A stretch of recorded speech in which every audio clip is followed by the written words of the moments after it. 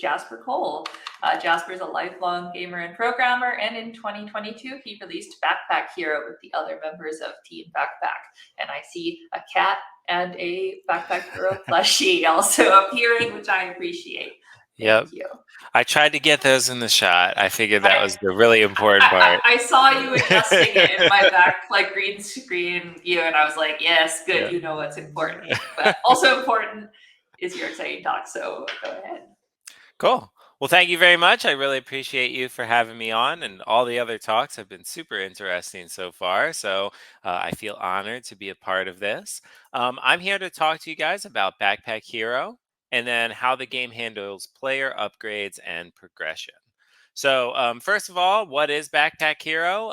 It is a game that's available now on Steam in early access. It is a roguelike inventory management game. So basically, it's a strategy roguelike where you collect items and fight through waves of enemies. Similar to other roguelike games, you're sort of building this deck of abilities or items as you go along. But what makes Backpack Hero unique is that not only are you choosing which items to have with you, but you're also having to determine how you organize these items and how you're going to structure them within your inventory. So I'm Jazz, I'm the lead developer. We also have Felix, who did the music and has also helped with a lot of the technical considerations of the game. And then also Calvin, who is the game's lead artist. He's also done most of the story and lore and balance considerations for the game. So we're going to talk briefly about what the game is and its history, and then we're going to jump into those questions of player progress and how we can apply these progress in other roguelike games. So the inspirations for Backpack Hero came from other deck builder games. I'm a huge fan of games like Dicey Dungeons and Slay the Spire, games that probably everyone at this convention is familiar with.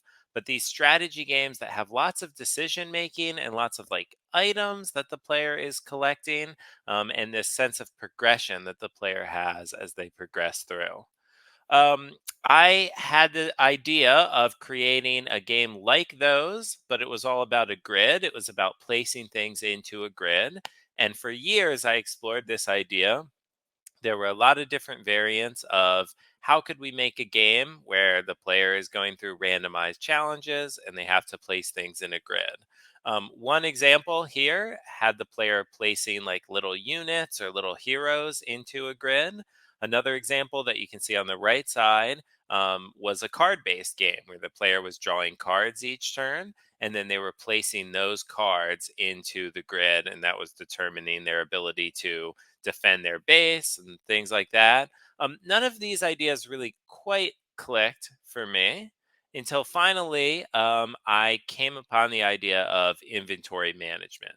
So, Dicey Dungeons has this really cool system in it where when you get new abilities, you play them into this little grid. Now, it doesn't matter where you place the ability within the grid, but each ability basically has a cost assigned to it, which is the size of the ability. So, skills that I guess the game has deemed as more useful take up more space, and skills that are smaller, more accessory kind of skills take up less space. So, this is kind of the same concept as Backpack Hero, where you're taking these things and you're placing them into a grid, trying to make the best build that you can given the space that's available to you.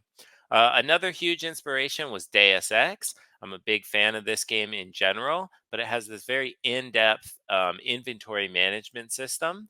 A lot of people have compared it to Resident Evil 4, which is another game that has a similar system to this. One of the things I always found fascinating about Deus Ex, though, is that it's a very complicated game. So there's a lot of different things that can fit into your inventory.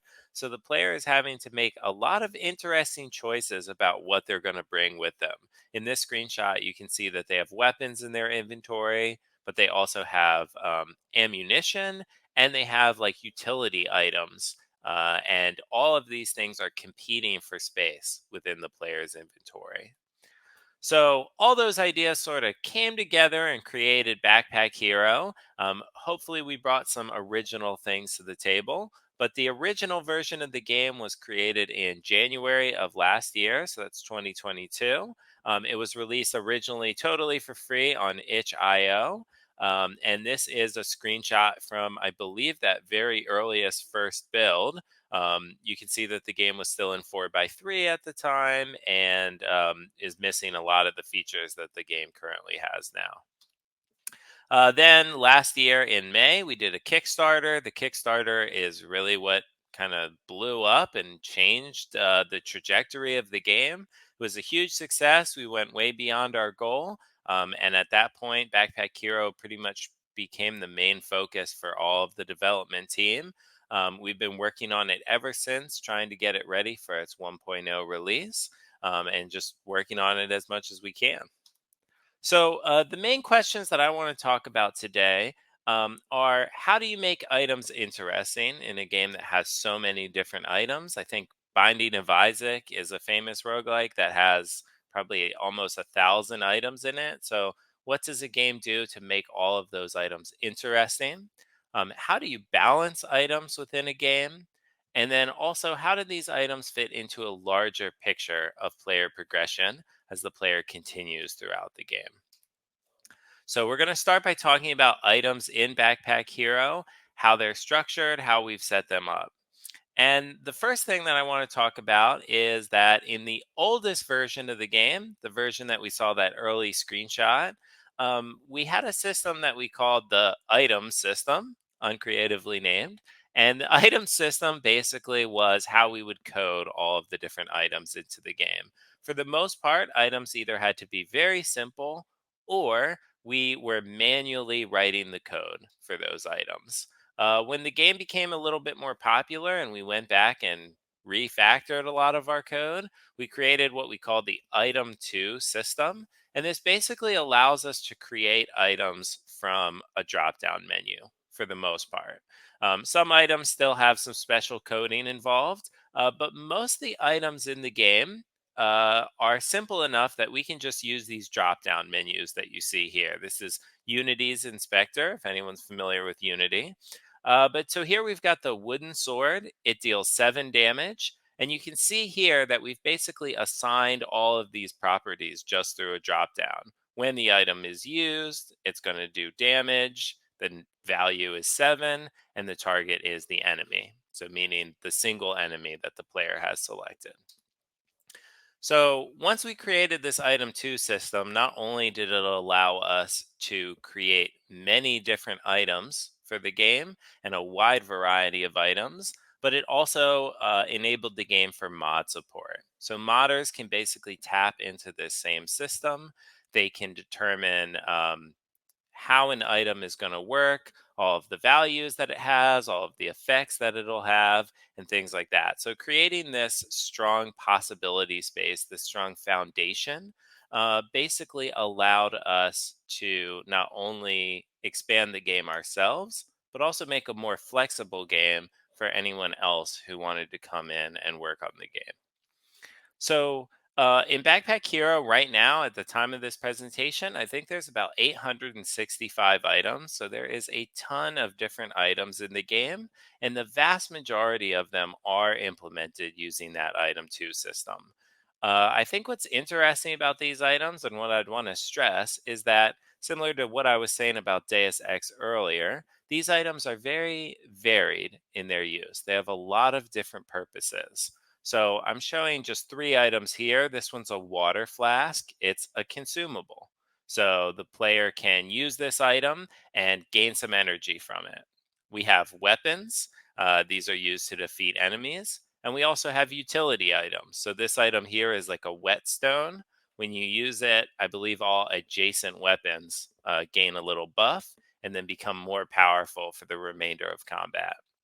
So, because items serve such a wide variety of functions and can do so many different things, really helps us with that first question of how do we make a wide variety of items that are interesting in the game? right? It's not like they're all just weapons or the only thing that you carry with you are consumables. Because they have so many different purposes, the player is always challenged to make interesting decisions, right? Do I want a larger shield, which will serve me well over time? Or do I want a meal, which will serve me well in my next combat, but maybe isn't going to be something that will stick around for a long time because I'll use it up? Do I want maybe something that buffs adjacent weapons or something like that? Or do I want something that's going to be destroyed when I use it? These questions I really think are the lifeblood of the game. It's what allows it to constantly create interesting questions for the player. So, how do we actually create items? Like, what is our creative process for this? Well, there are many different answers to that question. I'm just going to go through a few of the different things that we did to create items for the game. Um, Number one is items that we planned for. So, many of the items in the game, we sort of had a concept that we had to create these items, and then we built items around those. So, the wooden sword, for example, we knew that in the beginning of the game, the player would need a basic weapon that they would be able to use to fight enemies and defeat enemies and move forward in the game, progress into those more interesting items. So we created the wooden sword as just like the most basic, simple weapon that the player could start with. Also, a lot of items were created by the community. So the black mana stone that you see here, I believe, was created from a contest that we had on our Discord. People got to vote for items that they liked the most. And then, based on the winner of those polls, they were actually incorporated into the game. We still have other community items and even Kickstarter reward items that we're currently working on trying to incorporate into the game. Um, Also, I should mention that each different item has a different shape. It's usually displayed in the upper left of the card. So the nunchucks, as you can see here, are this kind of Z shape. Um, because items have different shapes, they all have a different cost. They all take a different amount of inventory space to carry. And each one of these items can be a source of inspiration for us. Each one of these shapes can be a source of inspiration. Often we will see a unique shape, or we'll come up with an idea of what about an L shaped item? What about a line? What about a square? And we'll create items around that shape. In the previous slide, we can see here that the wooden sword takes up 3 spaces in a line. The black mana stone takes up 1 space, etc., etc. Many items are created around a theme. So it's Halloween right now. So last year for Halloween, we did a whole set of scary items. And then we created many different items that would synergize and work with one another, and also items that had some sort of interesting thematic connections. All of these items are kind of traditional Halloween things like pumpkins, candy apples, Jason Voorhees mask, things along those lines. So also we've created some items with the art first idea. So the Ruff Buckler, we drew up a sprite sheet of like 100 different items that could exist in the game. And the Ruff Buckler was one of the earliest ones. So we had this item already. We were trying to think of functions for it. And that can be a really great way to come up with creative ideas. You know, artists tend to be very creative people, allowing them just to draw whatever they want, and then working backwards from that to try to create something that'll be interesting mechanically is a great way to um, come up with fresh ideas. And it's always a collaborative process, right? Like Calvin's the main artist in the game, so I'm always working with him, going back and forth. He draws things, I come up with ideas for them. He edits the art, he adjusts my idea, I revise it further, et cetera, et cetera. That kind of collaboration can really create items that are interesting. And sometimes it really is these simple items that take the most work to get them just right, get those number values just right. The other thing is the possibility space, exploring it fully. So the Rose of Thorns, for example, was an item where we had the sprite for it, but we didn't know exactly what we wanted to do with this rose, right? Like, what would a rose do in a combat oriented game? So, because we have this item two system, which is this broad possibility space, we were able to consider what possibilities we had not yet used within that system. And then, when we had an item like the Rose of Thorns or this rose sprite, and we were trying to figure out what to do with it, we could come up with what are the possibilities that we have not yet explored. So, let's talk about that a little further. We have a lot of interesting items in the game, like the double poison potion. It adds poison to the enemy, it doubles the poison on the enemy, and then this item gets destroyed. Now, this is done basically through these drop down menus in Unity, but these are all the different triggers that we've set up for items. So we can say basically a trigger of when the effect will occur. So the double poison potion occurs on use. So we can choose that from the drop down menu. But we could also make an item that has its effect that occurs each turn, or every time your turn ends, or once a combat, or only when you defeat an enemy, or something like that. We can determine the effect of the item, like is it going to damage someone? Will it add block to a character? Will it heal someone? Will it add additional energy to someone? Will it increase someone's max health, etc., etc.? There's many, many things that we can choose from this list.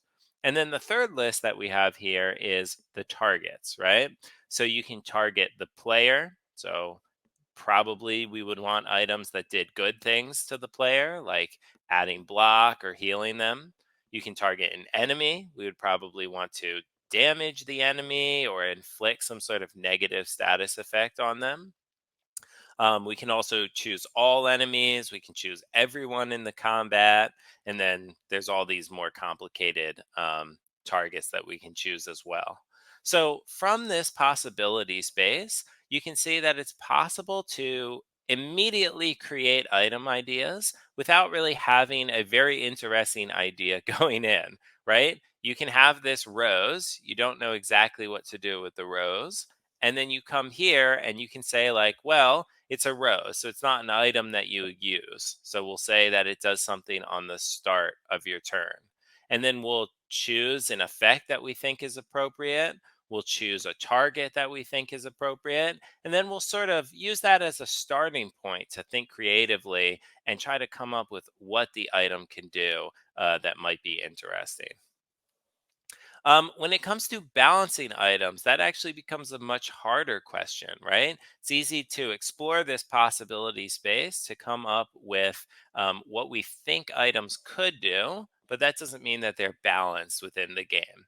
So we have a few systems to balance items. The first one, which is the simplest, is a rarity system. So each item is assigned a rarity, and we know the drop rates of different rarity items. So common items are going to drop more commonly than legendary items. And because of this, we can make common items items that are usually weak.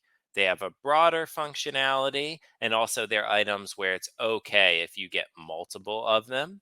Whereas a legendary item is usually an item that can be more powerful, it can have a more complicated list of effects, and ideally, it is something that the player is not going to find multiple times on their run, or at least rarely will they get more than one or two on their run. We can also balance an item through its stats. So it's easy to adjust any of these numbers for an item. So the machete right now does 3 damage, um, but it would be very easy for us to crank that up to doing 4 damage or turn it down to doing only 2 damage, whatever we thought was appropriate based on uh, player feedback and just our experience with the game.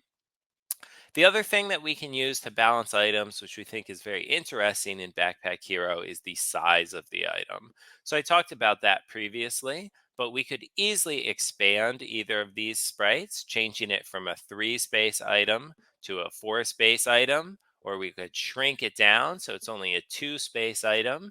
And when we do that, basically smaller items for the most part are more effective in the game, easier to use, and easier to fit in with more items. It kind of gets complicated if we say are big or little items better, but it's just another thing that we can do to try to balance the items and come up with interesting relationships between which one is better and worse.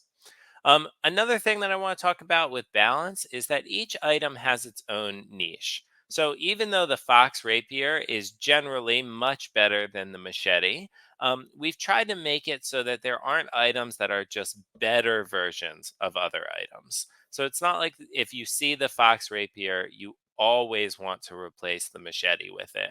We've tried hard to say that, at least in some cases, there is always a reason to consider every item in the game. And then, of course, we go through a lot of iterations of feedback from the community. So we don't pretend to have all of the answers. We have to listen to the players, do lots of play testing, and really see how these items end up in practice.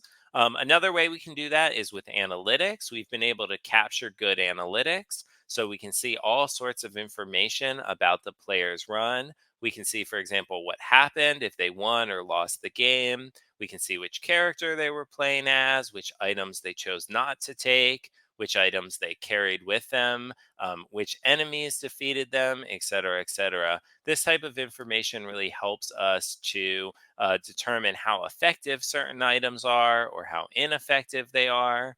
We haven't always done the best job with analytics. We definitely got some criticism when we were overly public with how we did it, and some people didn't like the idea that we would um, maybe make an item worse because the analytics showed that it was too good or something like that. So this is still something that we're trying to figure out, but we do believe that this is an important piece when it comes to determining how we're going to balance 865 items in the game, right? That can't all be done just in conversations with our players directly. It's too much content, and we need to look at a broader picture. The other thing that I want to talk about is just player progress in general. It's all done through items. We think that's really good because it makes it feel very tangible and concrete, right? You're always able to see what you've gotten in the game, and you're always able to reevaluate your progress. So, in some games, when you level up, you make permanent decisions which lock you into a certain build type or something like that. One of the things that's cool about this game being about inventory management is that you're constantly in a position where you can reorganize things, rearrange your inventory, and come up with better or different loadouts based on the challenges that you're encountering. So progression is done through after each fight. You get basically, usually it's 7 drops of items. You can choose a few of those items and add them into your inventory. So far, this is the type of progress I've been talking about. But there is one other type of progress in Backpack Hero, which is leveling up. Once you defeat enough enemies, you get an opportunity to level up. Additional spaces open up in your backpack, and you're able to expand your backpack. So this is really, I think, probably the part of the game that works the best. It's always really fun to expand your backpack. It's a very tangible type of progression. You can see visually that now you can carry more stuff. Fits with the theme of the game, and that you're constantly collecting items, and the value in the game is just to be able to collect more stuff. So we think that this type of progression works really well for us. Also, we have some items built around this idea. Here's an item that gives you energy, but it becomes disabled if it is adjacent to any other items in your backpack. So, this is an item where you might want to build out your own little space for it. So, you can shove this in a corner. That way, you're getting the positive effect without having to deal with any items that are too close to it. One other thing that I would mention is item buffs. So I haven't talked too much about why the player would want to organize things in a different way within their backpack, but a lot of the items have effects based on where they're placed. So all of these gem items, they're basically increasing the amount of damage that nearby weapons can inflict on enemies. So since I've placed these gems next to this sword, we can see that the sword is now doing more damage. From earlier in my presentation, you might remember that the wooden sword normally does 7 damage, but because it's adjacent to all of these power ups, now it's doing 15 damage. So the fact that the player can see that information directly on the card, I think helps. And the fact that you can visually see the arrangement really just makes it feel incredibly tangible and fun in a way where just increasing a number on a character sheet can feel a lot more abstract. The other thing to talk about is meta progress. So right now we're working on the story mode of the game. In the story mode of the game, you're always bringing items back to your town. Even if you lose, you're still able to choose an item to save, which you'll then bring back to town. So you get a little bit of progress, even though you maybe didn't succeed in the run that you tried. Once you're back in town, you build all of these structures based on the items that you've brought back, and you're able to see that you have an inventory that basically is storing all of the items that you've collected from all of your adventures until you choose to sell those items in order to upgrade your town further.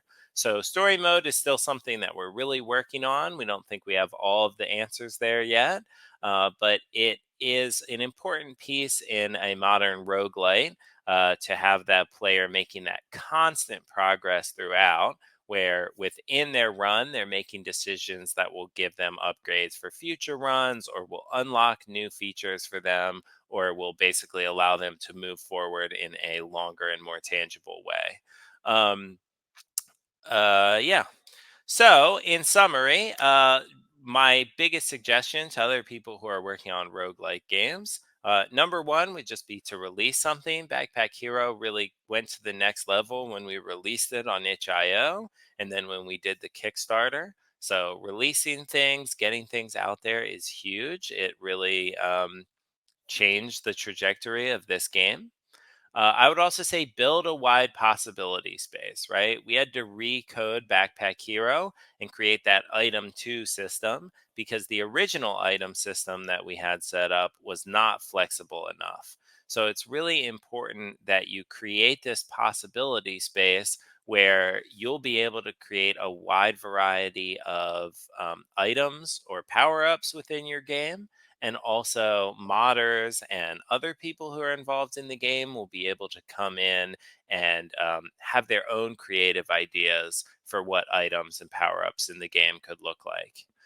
Once you have that possibility space, explore it fully to the best of your ability, right? Create loot that solves multiple different purposes in the game.